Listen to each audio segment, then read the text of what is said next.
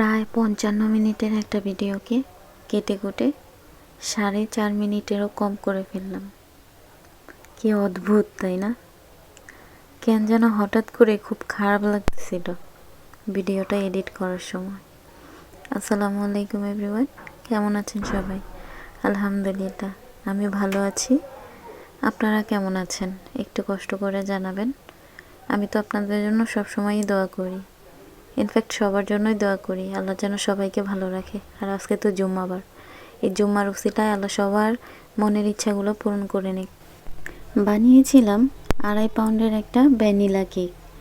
কেকটা বানানোর জন্য একটা শুধুমাত্র প্রিন্ট করা ছবি দেওয়া হয়েছিল। এটা সুগার প্রিন্ট না, খাওয়া যাবে না, নর্মাল প্রিন্টের ছবি। তো ছবিটা শুধু পাঠিয়ে দেওয়া হয়েছিল আর বলা হয়েছিল নিজের মন মতো করার জন্য। তো কিভাবে করব, মানে ডিজাইন নিয়ে অনেক বেশি কনফিউজড হয়ে যায়, কারণ নির্দিষ্ট ডিজাইন থাকলে ঝটপট করে নেওয়া যায়, কিন্তু যদি বলে আপনার উপরেই থাকবে ডিজাইনের ভার, তখন অনেক বেশি দায়িত্ব কাঁধে এসে পড়ে। তো যাই হোক, করতে তো হবে। মানে একটু হালকা পাতলার মধ্যে নতুন কিছু করার ট্রাই করি, কারণ এখন অত বেশি কেকের মধ্যে সময় দিতে পারি না বাবুর জন্য। তো যতটা পারি ট্রাই করি একটু কম সময়ের মধ্যে কেকটা যেন সুন্দর হয়, সেই ট্রাই করার জন্য। তো যাই হোক, কেকটা বানিয়েছিলাম। প্রথমে একটা কেকের বেস নিয়ে নিলাম, ভ্যানিলা কেক ছিল, সেটাকে 4টা ভাগে ভাগ করে নিলাম।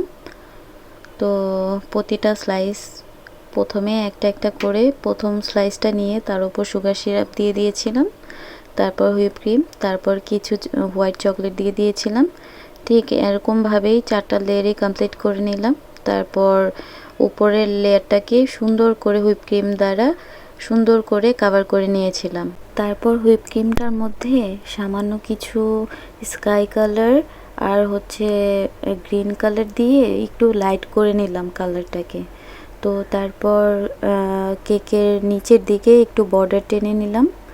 তারপর উপরের অংশে ছবিটা বসিয়ে দিলাম। এখন ছবি বসিয়ে কি করব, মানে একটু কেমন যেন লাগছিল, এই জন্য চারোদিকে একটু বর্ডার টেনে নিলাম। ডিজাইন করেছিলাম একটু পাতা পাতা টাইপের।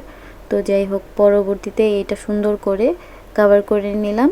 তারপর ছবির পাশের অংশে ভেবেছিলাম কিছু রোজ দিয়ে একটু কভার করে দিব। তারপর ভাবলাম যে না, রোজ না দিয়ে একটু চেরি টাইপের ফুলটা দিয়ে দেই, বেশি সুন্দর লাগবে। তো যেই ভাবনা সেই কাজ, সুন্দর করে 6টার মতো মনে হয় চেরি দিয়ে দিয়েছিলাম।